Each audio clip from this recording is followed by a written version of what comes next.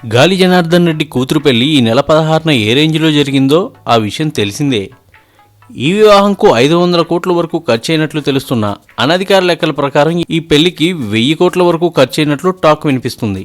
పెద్ద నోట్ల రద్దుతో జనాలు ఎన్ని తిప్పలు పడినా గాలి కూతురు పెళ్లి మాత్రం కళ్ళు చెదిరే రీతిలో జరిగింది.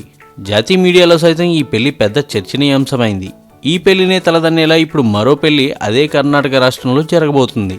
అయితే ఈ పెళ్లి ఇప్పుడు అక్కడ అధికారంలో ఉన్న కాంగ్రెస్ పార్టీకి చెందిన ఓ మంత్రి కొడుకుది కావడం గమనార్హం. కర్ణాటకలోని చిన్న తరహాల పరిశ్రమల మంత్రి రమేష్ జర్కిహోలీ తన కొడుకు సంతోష్ పెళ్లిని అంగరంగ వైభవంగా చేయబోతున్నాడు.